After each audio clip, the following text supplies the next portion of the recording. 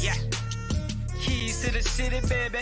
When you see us, so you know you really viewing greatness in the making. Double up on facts we stating. Podcasting, cruise control, city, state, the nation. So what you saying, what we saying, prime information. Facts, keys to the city, we unlocking the statements. Streaming every Friday. And ladies and gentlemen, we are back. Clovercrest Media presents Keys to the City. We are streaming on all social media platforms at Keys to the City. Subscribe, comment, share, and like. What a show we got for you today. There is a lot to talk about. We will have Lee Joseph Aguirre join us in a little while to talk about how the MLB should handle their new issue.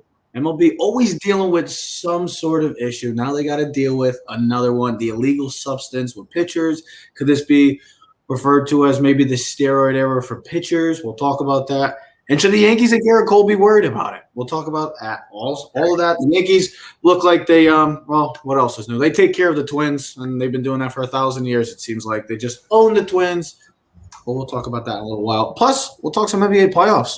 The Nets, I know they lost last night, but they look like they're in a comfortable situation. We'll also talk about which team currently that is down 2-0 in the Western Conference. Think about this. In the beginning of the year, who would have thought we could have a Utah Jazz, Phoenix Suns, Western Conference Finals? But are the Nuggets or Clippers more likely to come back from their 2-0 deficit? But let's start off with this because we do talk football, but no, we're not going to talk about the NFL today. And no, we don't want to talk about Aaron Rodgers' ongoing situation with the Green Bay Packers. Until he is traded, we will not be talking Aaron Rodgers unless something major happens, like I said. Nothing. I want to start off with college football because there's a big rumor going around, big proposal going around that the college football playoff is looking to expand. Now, we got to think about this. When this whole first came down 8 years ago, when they changed from the BCS from 2 teams to 4 teams, this was a huge step. We thought in the right direction. Well, now we're looking like we're getting a little too given. It's kind of like, to me, almost like a participation trophy nowadays because everybody needs participation trophies now, right, Dad? It's the way society works.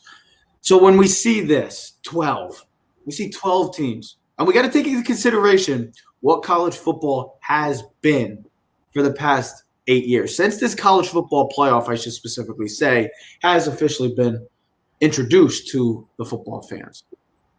Let's take into consideration, is this the right number? Is this the ideal number for college football currently? Is 12 teams the right number? We could talk a lot about this, but Ted, I want to get your take. 12. Probably not. 12 is too much. Right? 12 is a lot. This isn't college basketball. We just had Charles on it. We were talking about it. Listen, here's what's going to be said about this. This is a money thing first, okay, for everyone. This is money for the players. I think this is a good opportunity for them to get paid. Now, a lot of people are going to say, I don't agree with them. They're college athletes. Stop. It's a $9 billion business. They're going to make more money off this. Pay the players. You're going to play in 15 games. Stop. There's 110,000 people every weekend in the thing paying hundreds of dollars for tickets. Let the kids – I don't know if you know, Trev. Oh, actually, you don't know this because you don't live in Connecticut. So Connecticut just passed a bill that Connecticut athletes can now make money off of their name. Just passed in the state of Connecticut. So I was thinking on that sense, it could help Connecticut basketball, men's basketball. Like, hey, come here. You're a superstar. You can make some money off of yourself here, or you might not be able to. Now, listen, I know there's boosters and people make money, but let's get back to the subject in hand. The subject in hand is 12 teams. Is it the right number? No, too much. 8, I think, is the right amount. 12, because here's where we're going to gather at. You're probably at the end of the day going to have the same 4 teams you would have at the end of the process that you would have if you just had a 4-team playoff. You know, is Coastal Carolina really going to beat Alabama? No. Like, no one was beating Alabama this year. It didn't matter if you were the 2 seed or the 12 seed. And it wouldn't matter the year before when it was LSU. Clemson couldn't hold their grapes with them. The reason why I'll say 8 is because you could have the 5 major conferences and you could have 3 wild cards. I think with 12, what that does is now you're going to see possibly you could have 3 or 4 SEC teams in there. I mean, because you already have 2 SEC teams half the time in the Final Four. So now you're talking the SEC and the Big Ten, like Penn States and Ohio States and Wisconsin's and Michigan's, are only going to get richer and the SEC, and other conferences are not. You're going to get one Cincinnati, one Central Florida, one USC, and then you're going to get 4 SEC teams, 2 Big Tens, and maybe 2 Big 12 teams, Texas or TCU or Baylor, and in Oklahoma. So let me say this, and then I'll actually, we do have D. Joseph Aguirre, and I'll bring him in a sec. But I wanted to say, when we were talking with Chaz, specifically me and you, I think he's 100% right in what he said in a specific thing that really caught my eye, and I agree with him 1,000,000%. Is he said you almost needed, especially the past couple of years, you almost needed like the 4 teams. You didn't even need the 4-team playoff. You almost needed like the BCS. And I that hit me because when you think about what college football has been, and even when the college football playoff began back in 2014, is the fact, or 2015 when they first started, is the fact that we've had the same teams. We've had Alabama, have Clemson. There's been 5 consistent teams, and you were like, well, you got Florida, you got Oregon. Yes, that's true. There are other outsiders. But when we specifically look at the college football playoff history, it's been Alabama, it's been Clemson, it's been Ohio State. Those have been without question. Oklahoma's pretty much been in it every year. Oklahoma's pretty much in the running every year, it seems like. And then you would have like Georgia would be the only other team I would say. Everybody else has been like an outsider. And since 2019 and last year, and even with Trevor Lawrence and Clemson, that team, you almost felt like it could have been the BCS would have been made more perfectly, was a better fit the past couple of years than the college football playoff, because those teams were just above everybody else. Alabama, nobody was beating Alabama. Not even Clemson and Trevor Lawrence. We saw that when Ohio State beat them. And then Ohio State got their asses kicked too. Even with LSU 2 years ago, nobody was beating that team. And with Trevor Lawrence, nobody was beating that team. So if anything, the past couple of years, the BCS would have probably been a better fit than the college football playoff, the 4-team playoff. The only thing is like the Pac-12. So you don't have the Pac-12. What's up, Joey boy? Yo, hey, what's going on, fellas? What did you just get out of the sauna or something? Sweat. Yeah, what's going on? Hitting the gym, bro. Hitting the punches, 1s and 2s. Remember the time that he was playing the video when he had that thing on? He was playing the boxing thing. The Quest, no. Yeah, he was whatever thing. He was bobbing and weaving, bro. He was in the. So, Joe, you probably know what we're talking about. College football. I do. Playoff, yeah. The 12-team playoff. So I was talking to my buddy Trev. We had him on speakerphone right before the show. We were talking about it, and Trev's question was, "Do you think the 12-team playoff is the right number? And if it's not, what is the right number?" Blah blah blah. I said 12 is too much because you're just diluting the product and the regular season. What made college football so intriguing before any of this playoff was every game mattered. Now you could lose a game early in the season and probably regain your status by the end of the season, depending on how the dominoes fell. But now you're talking about 12, and Trev and me were just getting to the point, was really Coastal Carolina or BYU or Cincinnati going to beat the Alabama last year? Was anyone going to beat LSU the year before? Was anyone going to beat the Trevor Lawrence and Clemson? Probably not. But this is just more of a money grab for the NCAA to say, hey, listen, we can make more money. Though the players with this status can say, hey, your bonuses and money is going to go up. Now you got to pay us. Now the players can get paid. And then I'll let you take it. I think that's the only win of that situation, Joe, would be the players are getting paid. But I don't see how this would be a win-win. I know this was an inevitable situation. I thought 8 would have been the ideal number. 12 seems a little too out of reach. And realistically, it just seems like, okay, now you're just like, okay, guys, well, here you go. Let's try to get everybody in. I think 8 would have been ideal. I don't know how you feel about it, Joe. Well, so my understanding is the top 4 would get a bye. Yep. And so you would basically have, your what, 4th or 5 through 12. Yeah. Playing in a little a mini tournament, which would just, so they'd only be playing one more game. I don't have a big problem with that in terms of. And you're right, Ted. Was Coastal Carolina going to beat Alabama? No. But you know what I was curious to see? If it was going to be like 85-0, or if it was going to be like 56-28, and you're like, well, they hung for a few minutes. It would have just been nice to see that. I think with the 12, what's going to happen is you're not going to punish anybody in the SEC or in the Big Ten, it's going to allow you, if there is a Cincinnati or Coastal Carolina, bring them along. And if not, then you know what? A&M can go and Florida can go. There'll never be a shortage of teams to put in this tournament. And let's face facts, Ted. Probably 10 of them have no chance. Well, realistically, 10 of them have no chance to win at all. Guys, hold on. How many of those teams, of those 12 teams, are either SEC or Big Ten teams?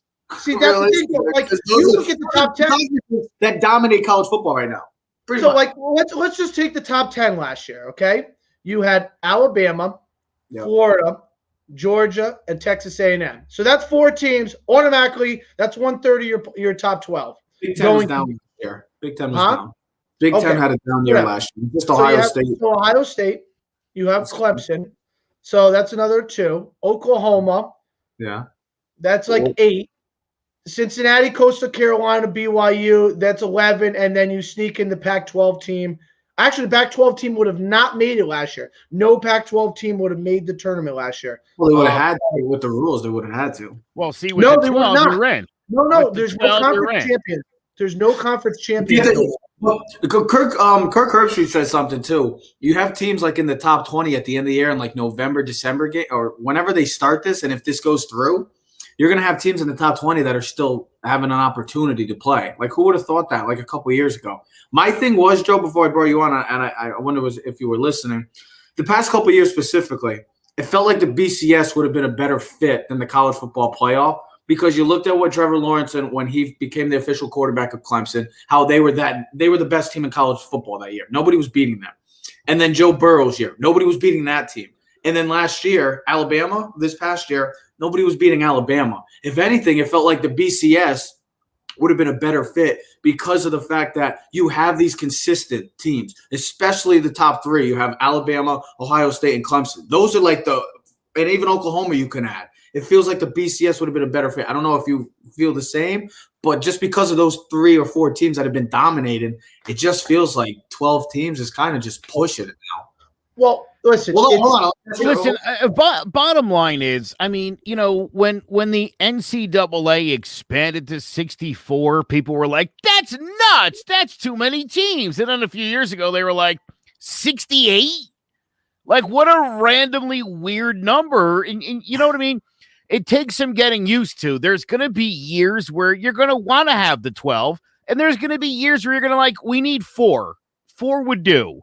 I feel like it's that's how it's been since it began. Like you have a couple of outsiders. Well, hold on, but let's see what happens now. Now that the transfer portal's open and guys don't have to sit, and let's see what kind of swing that has. Because not for nothing, look, Alabama took a big hit this year, right? With all the guys that went on to the NFL, they also lost some guys through the transfer portal. So all of a sudden, Alabama, they're always going to be. They'll always be. Of course they are, dude. I told you guys last year, all the 5-star recruits all go to Bama, they all go to Georgia, or they go to Ohio State. Oklahoma. That's pretty much the only places they're going. But now you're running into a spot where, look, you're a 5-star recruit, you're a junior, you're still not starting. There's a guy in front of you. You can go to Oklahoma and start now. Why wouldn't you do that? So I think you're going to start to see just a little more spreading of the talent. Well, here's the thing. If college football really wants to spread the talent, then you got to limit the amount of scholarships for each school.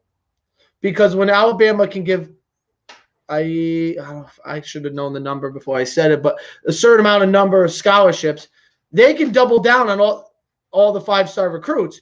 But if you limit the amount of scholarships that each school can give, and now you can't go get 5-star quarterbacks from the country. Now you can only get 1. And then that means talent is spread out throughout because here's the thing. Joe, you said it right before us. Same talent goes to Clemson, Alabama, Oklahoma, Ohio State. Go look at the recruiting the past 10 years. The same 5 schools that we talk about in the national championship picture are always in the top 5 in recruiting. Florida, Georgia, Alabama, Clemson, Ohio State. So listen, the recruiting speaks volumes to what we're talking about. when the same 5 schools have the most talent in the country, they're going to be in the national championship picture. All this does is it adds value to the NCAA and money. Hopefully the players can get paid out of this. And that Coastal Carolina will get an extra game in a big-time like Joe said. Coastal Carolina will play Alabama. Yeah, they're probably going to get their rear ends kicked, but it'll give them a little more recognition than playing friggin' Navy in the Poinsettia Bowl on December 23rd. It'll give them a bigger platform. Now, they're still not going to get the 5-star recruit at Alabama, but maybe instead of the 2-star, now you get the 3-star. I think it's a win. The only thing that's a win for in this whole situation is the players, because if they get paid, then they ultimately win, and then it's just for teams that have an opportunity. Other than that, I think, and I agree with Chaz too. After 1 year, you might be just like, okay, all teams was fun, but in the sense of the dominance that it's been with the SEC and the Big Ten and with Clemson and stuff, it just feels like 12 is just like. Can I ask you both the question? You're just pushing it. You're trying to give people a chance, but you deep down know with any and the scholarship change, unless you make a change to that, you're still going to have the Alabamas, the Clemsons, the Ohio States. Okay. Let me ask you a question. Oklahomas and Georgias always in that picture, without question. Before you continue your segment, let me just ask you both a question. Do you prefer a 2-team playoff where every game matters, right? Or a 2-team, championship where every game matters, where you can't afford to lose one game? Or are you more empowered where, like, hey, it's November, and if you only have 4-team playoff, now think about this. You have the 2-team playoff, right? You know you lost a game or two. You're automatically out, meaning your games in November don't mean squadouche, okay? They don't mean nothing. But now, with a 12-team playoff, you still have an opportunity to be part of the show. You know what I'm saying? So do you want it where every game matters, or do you want it where, like, hey, November, you still have a chance to play? Because there's a difference. The games don't matter in November if you lose a game or two. But now if you win a game, if you lose those game or two, you still make up in November. Listen, not for nothing, but if you're Florida, you're Miami, you're Texas A&M. I mean, even if you're done, even if you're 8-2 and there's no chance that you're going to the championship, they're still coming out. People are still coming out for those games. They're not as excited about them. But you as a player going, you know what? Here's the other thing we didn't even think about this, Trev, is now you think about this. If your team is not in the national championship, like Florida was, Kyle Pitts sits out. Christian McCaffrey sits out. This guy sits out. If you think Florida and Kyle Pitts is sitting out Kadarius Toney if they're in the 12-team playoff this year? No, obviously probably not. Probably not, right? Because you have a chance to win a national championship. So does that keep players playing in the major bowl games than a McCaffrey or a Kyle Pitts or whoever? It helps the players because they could get paid, but it's not going to change the fact that you're still going to have the consistent of the top premier teams in college football always there in that contention. It doesn't matter who's in it that year. I mean, it's just always going to be Alabama. It's always going to be Clemson. It's always going to be Ohio State, Oklahoma, and even Georgia you can add with some outsiders. I would have stuck with with the past couple of years, how the dominance has been with specific teams. The BCS would have been a better fit than the 4-team playoff because of just what's been going on. Unless they change with the scholarships, I don't know what's going to happen. We'll see how the 12-team goes. We'll see what the proposal. We'll see if it gets accepted, and we'll see when this officially becomes the new regime, I guess we should say, in college football. Let's move over to baseball. One last thought. You clearly hate the mid-majors. That's what I take out of this. You don't want to see the Coastal Carolinas and the Cincinnatis of the world compete. You say me or Trev? Trevor.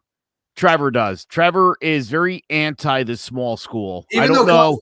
Well, I love the small schools. I don't know where this snobbery has come from, but he just wants Ohio State to play Alabama in the championship game every year.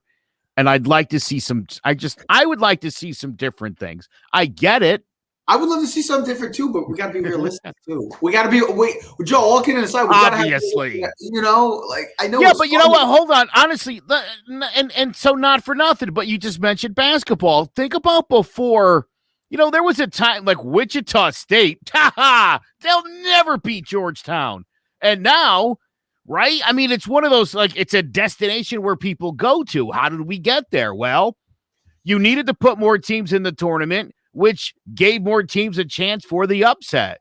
Some teams rode those upsets, and bam, there you go. And so, if you're a small school, the only way you're ever gonna get on the map is to beat a big boy.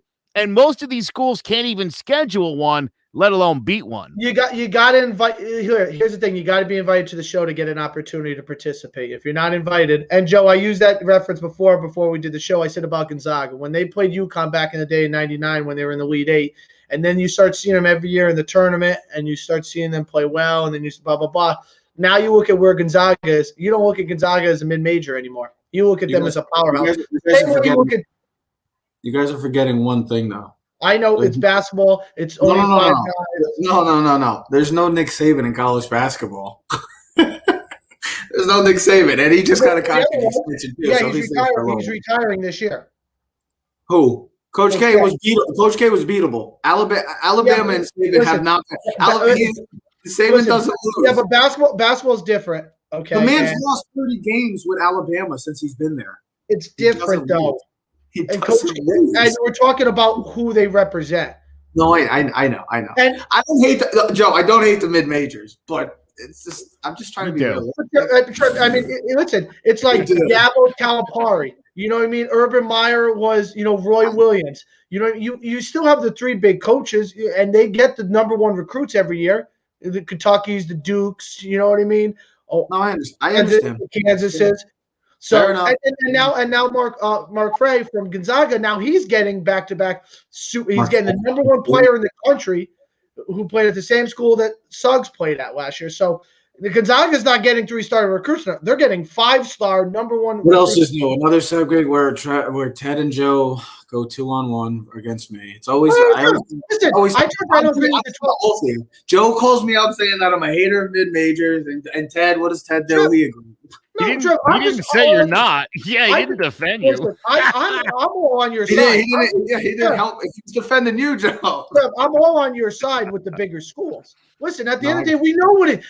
Ohio State's got 1,000 people on their team. Their second team would kick the crap out of Coastal Carolina. Let's face it. Alabama's second team is better than half the schools in the country's first teams. That's the facts. And that's why their depth matters.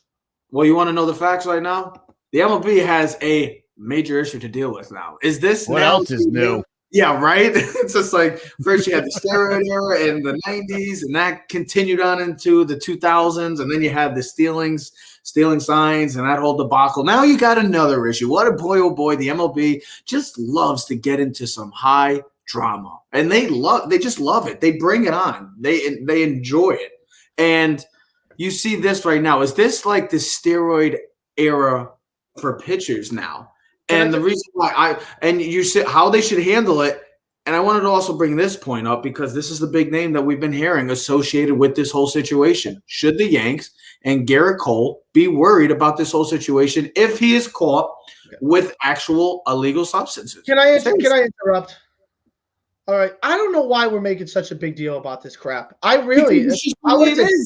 Listen, this MLB and cheating have been correlated together since day one.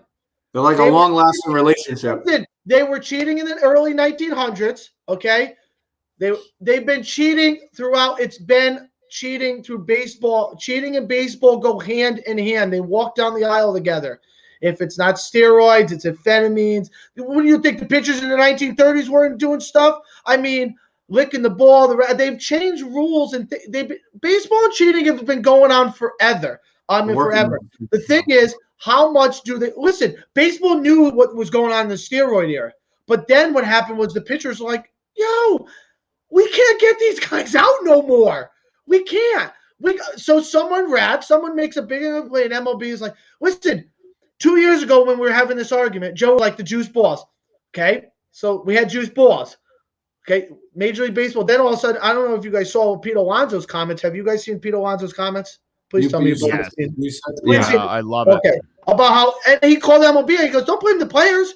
He said, "Leave this alone. This subject." He goes, he just saw a teammate get hit in the face. I'd rather the guy have stuff on his fingers to control the 95-mile-an-hour fastball than worry about where that ball is going, because we've already seen abundance of guys getting hit this year. And that means they got stuff on their hands. Another thing I was going to say to us, Joe, you probably have heard this. I guess players, and I heard Michael Kay said that the Major League Baseball should go to the Japanese ball. I guess the Japanese ball is made differently than the American ball. It has a little more tackiness, natural to the actual to the rubber of the ball, the actual grip, compared to the American ball, the Major League Baseball. I just think it's all baloney. I just like, who cares? You know, one thing, we had juice balls, and it was, we got too many home runs and too many, but this is no good. This is no good. So we'll take the juice balls out. We'll make the balls diluted, make them all waterlogged, and the pitchers will now can have tackiness. Well, the pitchers are too good now. Now we got to make your mind up, bro. You guys suck on the instant replay. I mean, they're awful on instant replay. Major League Baseball is a joke. It's a joke. Let's just put tennis balls and bongo bats, and let's just hit bombs. Let's just see what happens. Let's play home run. You know what we should do? We should just get it just be a big-ass wiffle ball tournament. I'm just so sick of it. My attention. You got my attention now. I'm just so sick of it, because every time we talk about baseball, 100%. We don't talk about baseball. We talk about everything. We talk about replay. We talk about tackiness. We talk about juice balls. Who gives a shit? Who? Yeah, okay? Yeah, we know Ted. Ted's always Ted. Listen, I was in favor of the steroids. No one wants to see little Teddy hitting the ball at 5 feet. Hit the ball. Joe, how do you feel? How do you feel, Joe? I've always been in favor of steroids. No, listen, this is so stupid because, look, I mean, you know, my goodness, as long as I've been alive, someone's at some point been accused of doctoring the baseball. I remember Joe Niekro when the nail file popped out of his pocket. Mm-hmm. Pine tar, Pineda. Oh yeah, I mean, my goodness. Again, I think the expression "you aren't trying." What is it? If you ain't cheating, you ain't trying. You ain't trying. There you go. That's a baseball. That's a baseball saying. Yeah, that's literally a baseball saying. This has been going on forever. You alluded to the 70s with the Quaaludes and the popping the amphetamines. In the 80s, it was cocaine. In the 90s, it was steroids. Do you blame the pitchers for doing anything? For putting a little sticky icky on the ball? I mean, these guys have been hitting 800-foot home runs for the last 5 years. If I'm a pitcher, yeah, let me even the playing field. And not for nothing, whether it's juiced baseballs or guys using something, some performance-enhancing something or other, it's like it's never stopped. And you can sort of look around the league at times, and you could sort of tell when, like, well, that guy, huh? That's weird. I can't help but think that, you know, Barry Bonds used the clear. You guys remember that substance he was using? On the arm. What was that? And who's to say you couldn't make a different kind? Because if you remember, they never did have a test to figure out how to test for that stuff. So I'm sure there's still guys that are using different performance enhancers. You know, Garrett Cole's answer the other day, I thought was interesting. I know everybody hated the first 12 seconds where he was like, I don't know how to answer that question. And then he talked about, listen, these things pass down from pitcher to pitcher through the generations. Well, whatever the sticky icky is, everybody uses it. Everybody knows about it. You remember Trevor Bauer was all over Garrett Cole until his spin rate got really great, and then he shut his mouth. So, yeah, everybody's doing it. And the ones that aren't, it's obvious because those are the guys that suck. I wish Louis Cessa would get some of that sticky icky. Do you want to know how he replied to his answer? I'll tell you how it said. This is exactly how it said. It said, I don't know if I don't quite know how to answer that, to be honest. That's how he replied. To that. You know what that sounded like? It sounded like Scott Boras telling him to lie, and he couldn't lie when the situation came about. Because here's the thing: if he lies, hold on, he was answering specific.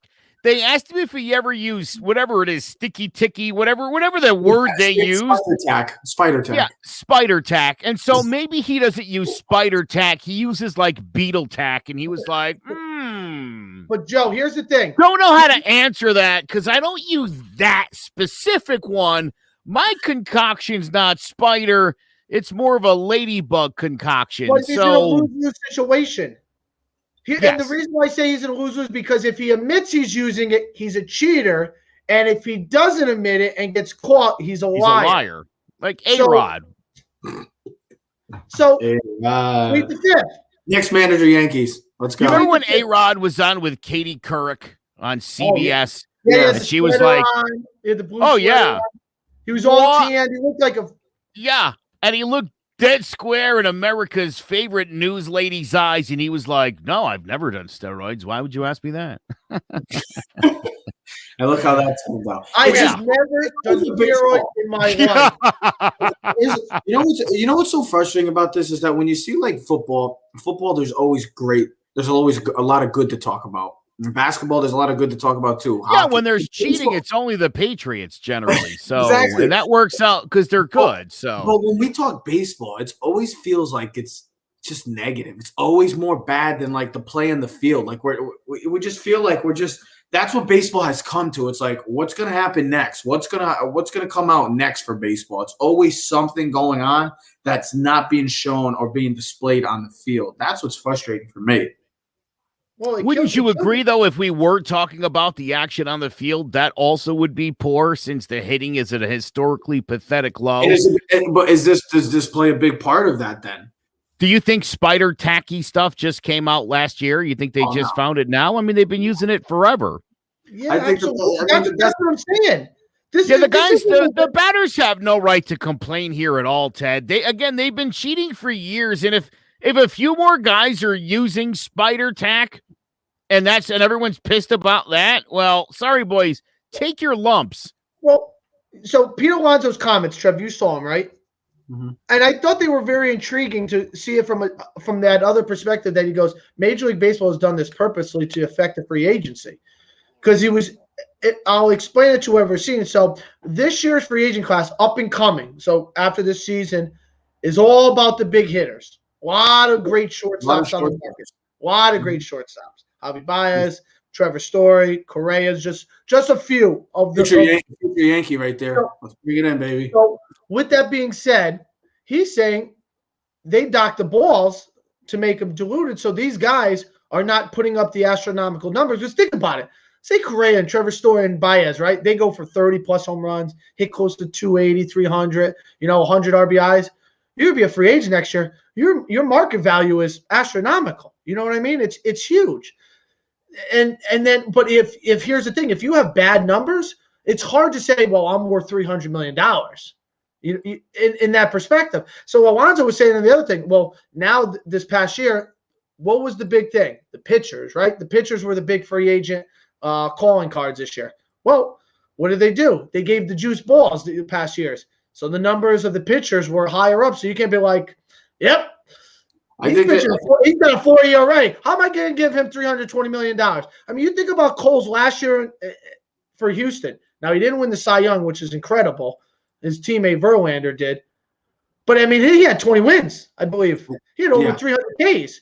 I mean, his numbers were astronomical for the Astros. And look at the money he got from the Yankees.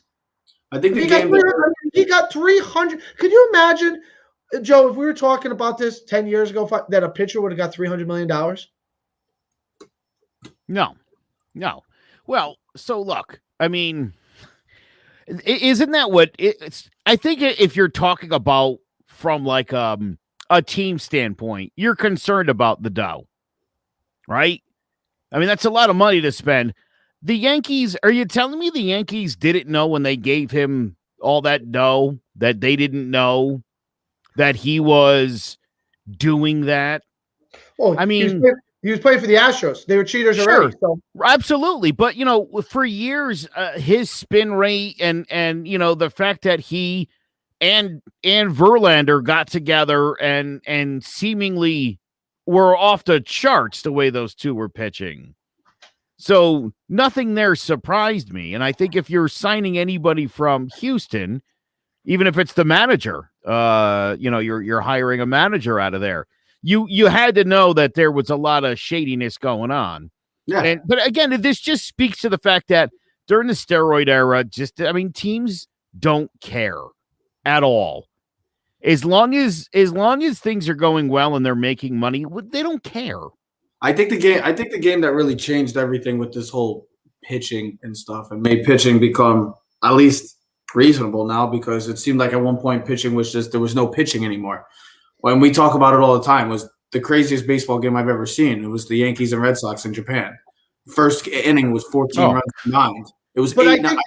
The Yankees scored 8 runs, and then Boston came in and scored 6, and Tanaka was gone in the first inning, and I was like, what the hell's going on with the ball? That was bad for baseball fans, good for the fans where they were doing it, because here's the thing. Do you think those fans really wanted to see 2-1? Baseball fans, I remember Joe says it all the time, that you watch that game and you're like, what the hell was that? What did I just watch? Yeah, it was great. Those were so juicy. But when you see Aaron Hicks and Michael Chavis hitting bombs, like absolute no doubters, like guys that have pop, but just like you see how the ball came off, it just sounded different. And like that was I thought a tone setter of changing the way pitching became now. And you see pitching now this year, a lot of no hitters going on, and maybe that's due to this. Whatever, illegal substance. But it does show that Major League Baseball messed with the balls, because you go from 1 year where you got home runs at astronomical numbers to now all of a sudden the guys can't hit the ball. That means, listen, you shouldn't be messing with the balls every year. NBA doesn't change the football. Basketball. NFL doesn't change the way the football is. I mean, they have over time. But they don't change the pressure in it. We're going to make the ball flat so the guys can kick the ball or catch it or make it harder. Only the Patriots. They do that. Yeah, I know. Whatever. But, I mean, it's just, why do you keep messing with things? Either allow everything to cheat, meaning let's have juice balls and allow tackiness, or we don't have anything. How do you think this ultimately? You're rooting it because it gives a bad perspective. And the players, listen, this is going to play a huge account when they have to do the CBA. You're going to have players not trusting the unions again. What are you typing up? I'm hearing you, bro. I'm hearing you, man. I'm saying, listen to me, baby.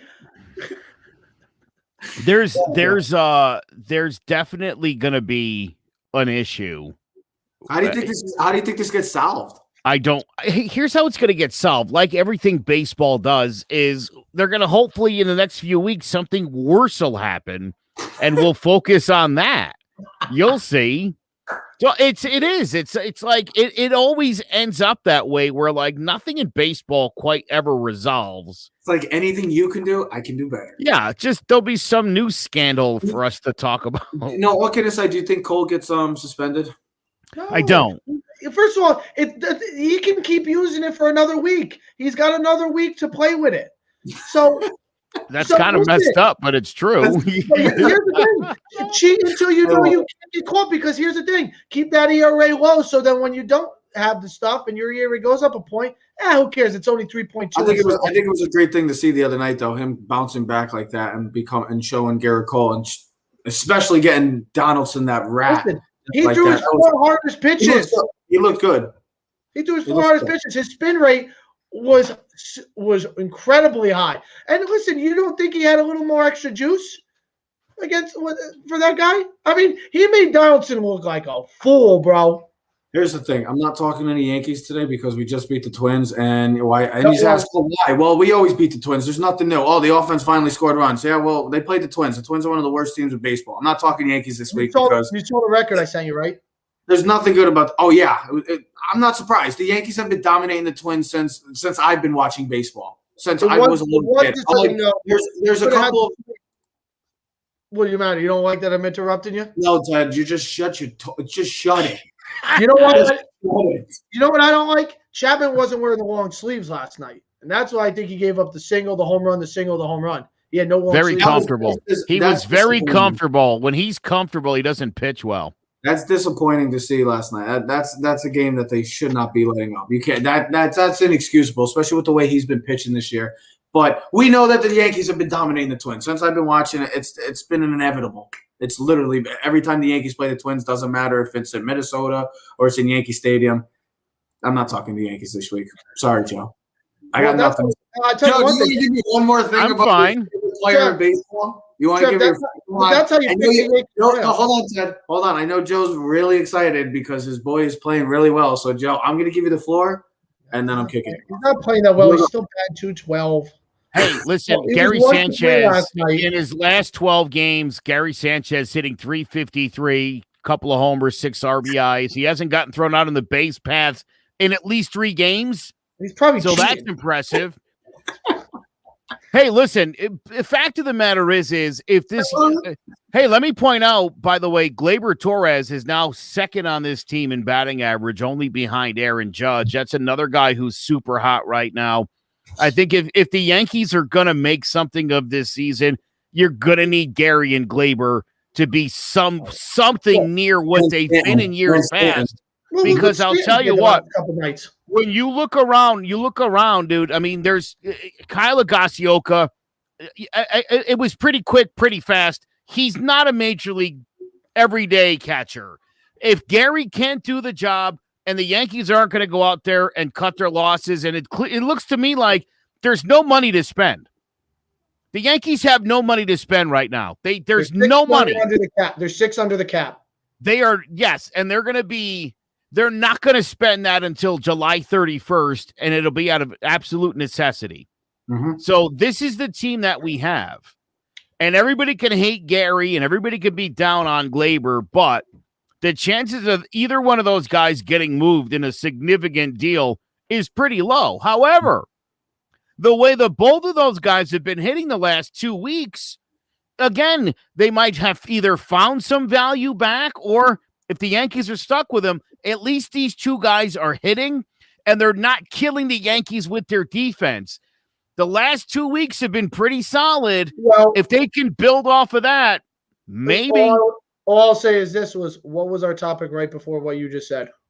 Maybe pitchers ain't using the stuff no more, so now you'll start seeing the lineup hit better. I did mention that last week. Will that change anything? I'll tell you one thing. Stan is so strong. He hit that changeup last night, a 9-iron, Trevor, and he hit it like 350 yards. It was like Bill Murray catching. I'll take my 7-iron, 258 yards. Well, we got to hold that one. Joseph, Good impression. We will talk to you next week. Oh, we're done? Awesome. Well, yeah, no, I'm out. I'm he's going to not- tap out here. By the way, just throw this down for everybody.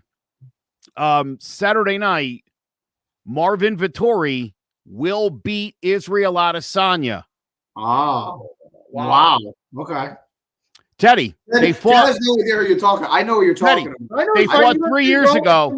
It's the major card. Diaz is fighting Yep. this week. No, Diaz is fighting, baby. Hold on. Baby. Vittori and Adesanya fought 3 years ago. Yes. And I've watched this fight like 3 times now. And I'll tell you right now, Marvin Vittori won that fight. He won the second, and he dominated the third round. He is shorter. His arm length is shorter. Do you think that's going to play a factor?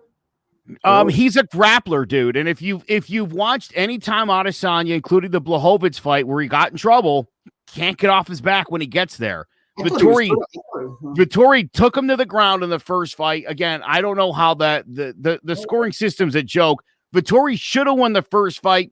For the last 2 years, I'm the only person that's been screaming about a rematch. It's finally happening. Adesanya wouldn't even entertain it until Dana made him do it.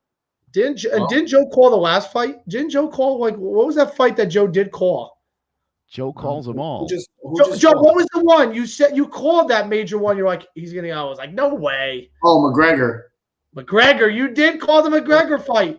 I did call Poirier McGregor. I've been on a run. I've been hitting these things pretty well. I also called a big boxing match last weekend. No, it's still 50 on it, Joe. He's probably plus. Joe, He's probably big money. we're not talking about that big boxing fight. Joseph, as always, we'll see what happens. Saturday night, a big UFC card, a huge card. Nate the Great is coming back. I can't wait to see that against. It's what is it? Leon Edwards. Yeah, he's been on a tear, I've seen. So that should be a great fight as well. Figueiredo Moreno, too, is the undercard. They fought to a draw, but to be fair, Figueiredo took the fight on a 3-week turnaround from his first defense to that one. So he's got some unfinished business. It's going to be a great weekend for fights, though. Absolutely. So, Joseph, we'll get started on, boys. Have a good weekend. You too, brother. And that was the Joseph Aguirre. You could check him out at Podcaster Joe on Twitter, or you can check him out at Clovercrest Media. Why are you looking at me like that? What do you mean? If anybody should be looking like that, it's the Clippers, LA Clippers fans base right now, because what's going on with this Clipper team? This team we've been talking about for the past 2 years, since this whole Kawhi and Paul George teamed up, and they had a golden opportunity. I saw them in game 1 for a team that just came off a tough game, a 7-game series against the Dallas Mavericks, to almost coming into Utah and an actual crowd. And that was, oh my God, I am so happy that crowds are back in all sports. I can't wait to see it in football again. Thank you. I'm very happy to see fans back. It makes me, it's a great thing to say. And they had their opportunities. Again, last night, had their opportunities. But as we've seen the past 2 years, the Clippers, once again, late game issues are an abomination. And you see that. Plus, you also see the other Western Conference matchup, the Denver Nuggets, who their coach, Mike Malone, came out and said they gave up. And to see your coach, and I'm glad they called him out, because that is a team that looks like, I don't know, the past 2 games, they don't even look competitive. At least Kawhi and the Clippers, those 2 games have been down to the wire. The Denver series just looks like it just feels like Phoenix. Now, it could be different when they go to Denver, but it looks like Phoenix could be taken on. So I wanted to ask you that question was, which team do you see more likely to come back down 2-0? Is it the Nuggets or is it the Clippers? Pretty self-explanatory. It's the Clippers because they have the most talent. It's not the Nuggets. If Jamal Murray was playing for the Nuggets, I'd give the Nuggets a real chance, because this Nuggets team twice last year came down from 3-1 in 2 series last year to come back and win. So they know how to fight back. Listen, home teams, they did what they were supposed to do. They held home court advantage. If you're the away team like the Clippers and Nuggets, you're trying to split 1-1. So then you take home court advantage back. But the Jazz did what they were supposed to do, and the Suns did what they were supposed to do. Now, if we're going to talk about the Jazz Clippers for 2 seconds, the Clippers had their opportunity. They were up in the first game. They were up by double digits, and they blew it. And the Jazz took advantage, and they played well. They played like the better team. They are not the more talented team, but they've played. Their chemistry and cohesiveness has been portrayed on TV from my perspective. You could see the fluidity, and it speaks more impressively of how good they are, considering Mike Conley has not played in the past 2 games, and he is a major factor for them. But here's the thing. Donovan Mitchell has played like the best player in that series. In that series, he has played like the best player. Even though Kawhi is the best player, Donovan Mitchell has played. He has been the showman. He has been the superstar in that series, and he has carried the Jazz in the past 2 games. What do you have, 45 in game 1? 45 in game 1, and then last night, 37. 37. 37 last night. I hope he didn't hurt his knee last night. I saw at the end of the game. Why is he even running over here? Just stay over in the corner. Runs over. He did hurt his knee a little bit last night. The thing to me that's going to be frustrating. To your question, it's the Clippers, because they go home. They've already been down 0-2, just like they were down against the Dallas Mavericks, and they proved that they can come back. This is Utah Jazz. Yes, absolutely. But here's the thing: they got a good defense. Here's the thing: the Clippers had the lead in the game 1. They actually had a lead late in game 2 after they were down, by 21, which speaks, they have the opportunity, they have the capability of winning and dominating. What they have to do is go win the 2 games home, hold home court advantage for themselves, tie the series up 2-2, and make it a best out of 3. That's what it comes down to. And the way the Clippers should look at is, we have the best player in Kawhi Leonard. Maybe we have the second best player in Paul George. We have the more talented team. We should win this series. Now, will they? Maybe they won't. But right now, they just have to take care of business at home and send it back to Utah with a 2-2 tie. But your question was, who do you think? I would say the Clippers, because they have the more talented team, where the Denver Nuggets do not have Jamal Murray, and I think that's a major loss considering Chris Paul is dominating. Yeah, I don't see I don't see either team coming back, actually, to be honest with you. But if I had to pick, it would be the Clippers. Obviously, yeah, not having Jamal Murray. If Jamal Murray's playing, that's a game-changing move, and we saw him in the playoffs last year and what he can do scoring-wise, playmaking-wise, and just what he brings offensively for that Denver Nuggets offense. They can't rely on Nikola Jokic, the MVP, the new MVP, I should say. They're not going to be able to rely on him to do it all. I mean, he's been great. He's been unbelievable this entire season. Kind of been struggling in this round against the Phoenix Suns. Aiton has really D'd him up. Well, more power to that defense of the Phoenix Suns. That's why I think neither one of these series I don't see either one of these teams coming back, I should say. It's just because of the defensive presence that both Phoenix and the Jazz bring to the table every night. The Clippers, yes, have a more talented team than the Denver Nuggets and even maybe the Utah Jazz, but there's something about that Utah team that they got. They got clutch shooting. They have a reliable six-man in Jordan Clarkson, who's been great. And I wish the Lakers never got rid of him because he's become a very, very steady and consistent player in this game now. And you got Donovan Mitchell, who's been playing like the best player in this entire round right now in this series. Well, and Rudy Gobert, the defensive player of the year. The defensive. You got the defensive player of the year, Rudy Gobert. He's been great as well. I don't see it happening. It's just how it is, and it's fascinating to me that we could possibly see a Phoenix Suns, Utah Jazz Western Conference Finals. But the crappy part about that is, ultimately, one of those two teams will have to play the other team on the Eastern Conference, and that is the new Brooklyn Nets. And we've seen what the Brooklyn Nets have been able to do. I know they lost last night, but I can't believe what the score was, which was more shocking to me. It was 86-83. You don't see that game anymore. You don't see 80 to 80s. This isn't the 1970s. That's usually the third quarter. But I could easily – the Nets have that series. The Nets are going to win Game 4. The Nets are going to go back home. They're going to beat Milwaukee. It's going to be 5. And then they're going to beat either Atlanta or they're going to beat Philly. It's just going to happen. The talent's going to we already talked about this on Wednesday. The talent reigns supreme in the NBA, and the Nets, who are the villains of the NBA, are going to go to the NBA Finals, and they're probably going to win against either Utah or Phoenix, which is unfortunate because we'd love to see Chris Paul get his first title. And Utah has been always one of the most consistent places in the NBA and one of the better franchises, but just can't ever win one because of great teams that they have to play.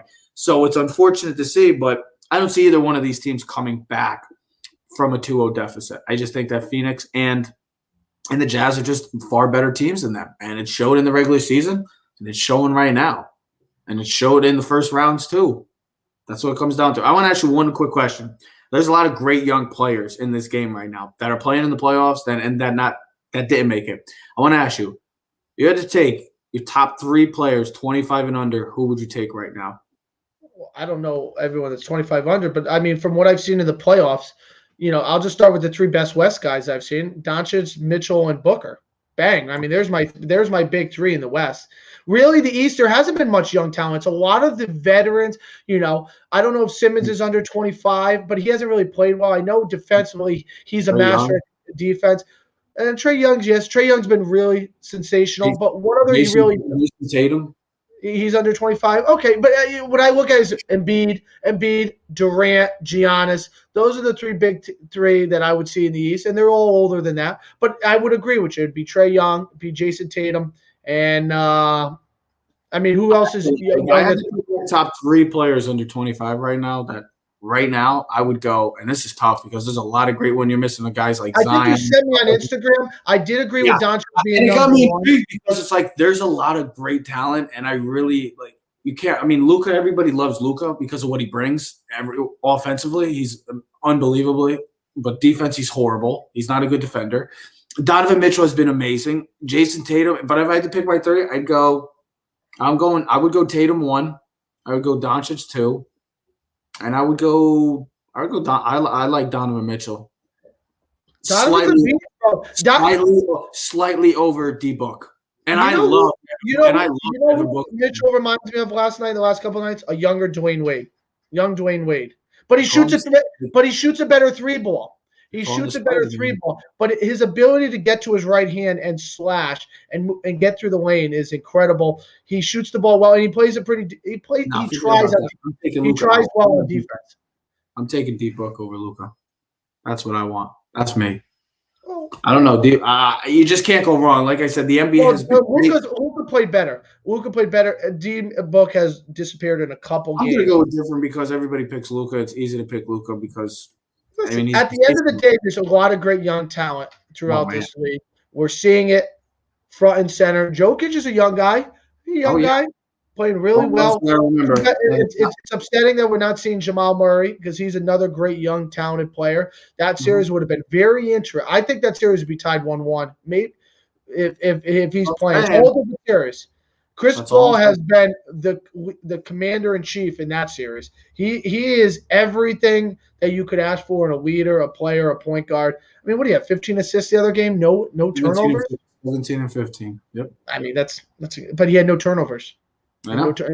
That's he sets the tone, man, for the Suns. You're just a whole different team. He literally gets them in all the right positions. He's the Tom Brady of the NBA. But he doesn't win championship, but he's a winner. Wherever he goes, he wins, he leads. No, he makes average players better, he makes great players even greater.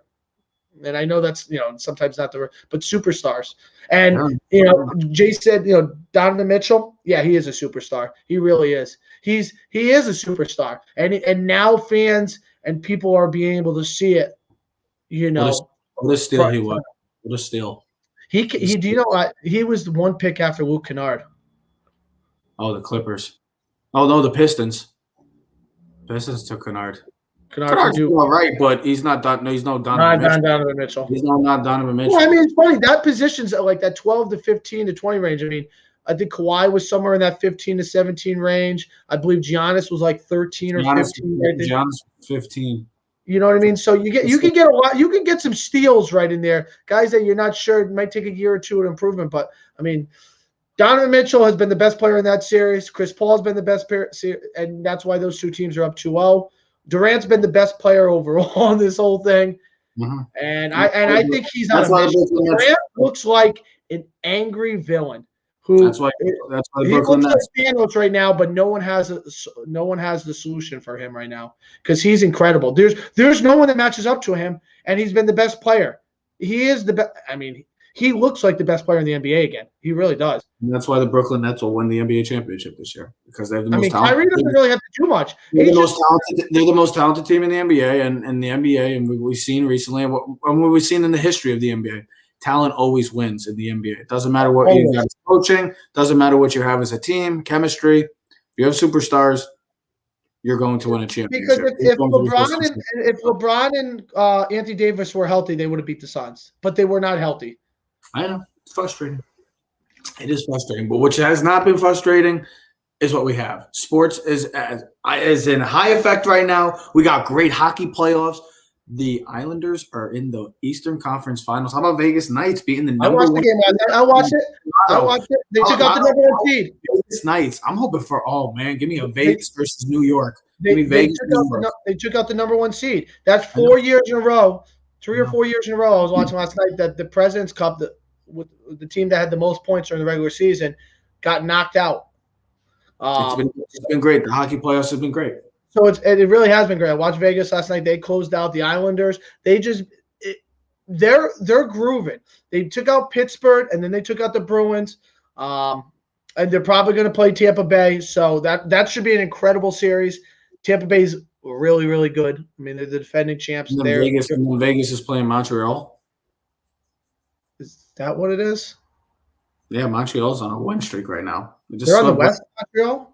I think so, yeah. Well, the divisions in this year are all screwed up because of everything. Different now, but the hockey players have been great. Baseball's got to deal with their issues. NFL talk, we'll be talking if there's big news. I know the NFL's kind of at a slow period. We're going to actually start talking about some off-season headlines, stories, and pressure, quarterbacks. Let's start getting into it. We'll talk about that all next week. I hope everybody has a wonderful weekend, I should say. Ted, enjoy the Connecticut weather. How's it supposed to be actually this weekend? Nice? Comfortable. 70s. Nice. Not beach weather. Maybe a chance of a shower tomorrow. I don't know if I told you, the last weekend it finally hit me that I'm in Florida because I was talking to Pete and he was like, "Oh yeah, it's 90 degrees." I'm like, "Wait, what do you mean it's 90 degrees?" And then I noticed it was June 5th. You lose track of time when you're living in sunshine every day for the past 5 months. But everybody, we are Keys to the City. We're streaming on all social media platforms. I know I'm looking tan. So subscribe, comment, share, and like as well. Clovercrest Media presents Keys to the City. We are out. Yeah.